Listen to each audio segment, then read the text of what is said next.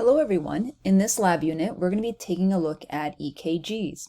We'll be looking at this in lecture as well, but since this lab portion, we won't have anything that you'll have to actually do, I wanted to just quickly go over the waves, what we mean by measuring the amplitude and duration, and then talk about briefly the objectives of this lab. So in this image, you can see an individual that's been hooked up to an electrocardiogram, or EKG. And in this image, you'll see an A, in typical EKG, with the three main waves being labeled. So being the three waves being the P, the QRS complex, which is one wave, and then T. So basically, during a normal cardiac cycle, there are these three repeating waves. And during the P wave, the atria are depolarizing, right? So that means the electrical signal is telling the muscles to contract. So right after they get the signal, or right after they depolarize, that is followed by their contraction and the movement of the blood into the ventricles. During the QRS wave, or QRS complex, the atria are repolarizing, meaning that they are now relaxing. However, we don't see the repolarization phase in the QRS because what we're seeing there is actually the depolarization signal to the ventricles. So again, that's the QRS is the electrical signal going to the ventricles, telling them to contract. So right after that, they will contract. The third wave that we see there is the T wave, and that's when the ventricles are repolarizing, again, relaxing, and filling again before the whole cardiac cycle starts once again. Now I'm going to scroll down here in our lab manual, and here's a close-up view of our different waves. So you can see the P, the QRS, and the T wave. Now one of the things that we ask you to know is to be able to identify, or I should say calculate, the duration and then the amplitude of each one of these waves. So the duration being the length of time, basically going left to right, and then the amplitude being the height, going up and down. These are going to be important because if one of these waves is taking too long or too short, it may indicate a blockage or damage to heart tissue. So that's one of the ways that by looking at EKG, we can tell that there is a particular problem in an area of the heart. So let me show you what that looks like. When you have an EKG reading, they look more like this, where you have these sort of darker pink lined boxes with a whole bunch of like little, slightly lighter pink lined boxes inside of them. But the principle that I mentioned to you is similar. So we'll have duration going left to right, amplitude going up and down. So you'll see there's a lead 1, 2, and then 3. These are slightly different readings based on where the leads are positioned on the body. And they're not as clear as the drawing you saw earlier, and that's fairly typical. The things that you would see like that drawing is a textbook rendition of an EKG. There's a lot of times there's a lot more noise in them, if you will. However, we can still see the waves. So let's take a look at this tracing in number 2. We see that there's a P wave here, that QRS right here, and then a larger T. And then there's a break, a P, QRS, T. P, QRS, T, so on and so forth.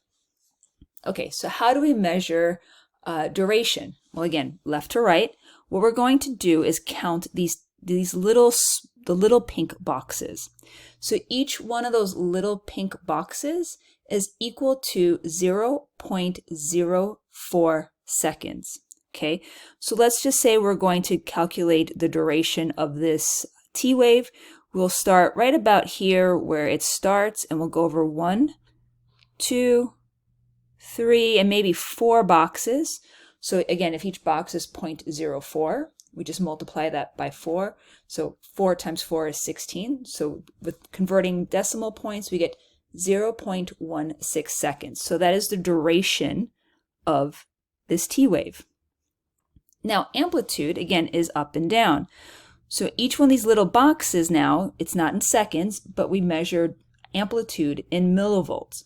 And each little box, each little pink box, is equal to 0.1 millivolt.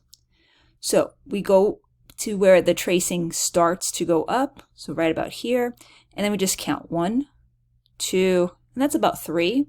So again, if each box is 0.1 times 3, so that the amplitude of this T wave is 0.3 millivolts. One of the other things we want you to be aware of is what the heart sounds actually mean.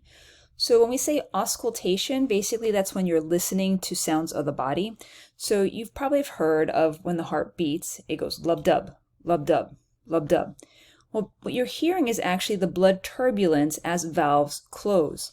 So as you can see in this paragraph, when the ventricles are contracting, which is called ventricular systole, the blood rushes up against the surface of the atrioventricular valves, closing them. That turbulence makes that lub sound, that first sound. Since the blood cannot leave the contracting ventricles, it now pushes open the semilunar valves, right? The semilunar valves that go to the pulmonary trunk and the aorta. Once those ventricles relax, ventricular diastole, relaxation diastole, blood tries to go back into the heart from the arteries, again, the pulmonary trunk or the aorta, depending on which side. This time it closes now the semilunar valves, again causing some blood turbulence, which then we hear as that dub. So again, that lub-dub, the first one is the closing of the atrioventricular valves and the blood turbulence. The second is the closing of the semilunar valves and the blood turbulence. We also want to make sure that you know what's happening during systolic and diastolic pressure. So that's covered in this paragraph here. So when the ventricles are contracting, again, that's systole, they will send a large amount of blood going into the arteries, again, either the pulmonary trunk or the aorta, and that causes that increase in pressure is called systolic pressure. That's that larger number. When the ventricles relax, again, that's called diastole, and there's no more blood going into those arteries, so now the pressure decreases. That's the diastolic pressure, or the lower number.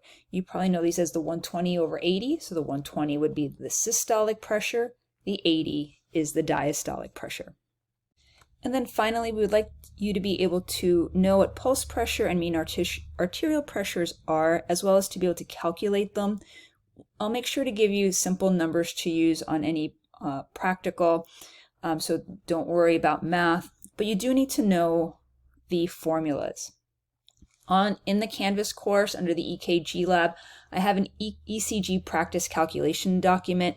It goes through how to do these calculations as well, so that should be pretty helpful to you in practicing. But basically, pulse pressure is a very simple subtraction, so it's simply the difference between systolic and diastolic pressure.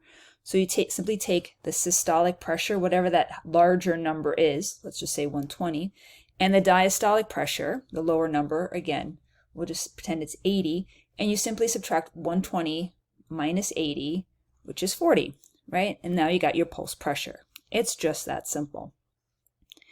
Mean arterial pressure is a little bit different. It's the estimate of the average pressure in the arteries. So it's a weighted average. So it's a little bit more complicated of a mathematical formula than simple subtraction. What you do is you take the diastolic pressure, again, that smaller number, and then you take that pulse pressure, that 40 that we just got, divide it by 3, and add it to the diastolic pressure. So let's work through this. So we said pulse pressure was 40, divided by 3 gives us 13.33333. We'll just say 13. Add that to diastolic pressure. So if that was 80 in our prior example, so just 80 plus 13 is 93, and that is your mean arterial pressure. It's not that bad, and I'll make sure that the calculations make sense, so you shouldn't be worrying about some crazy infinite number of decimal points. Okay, please let me know if you have any questions.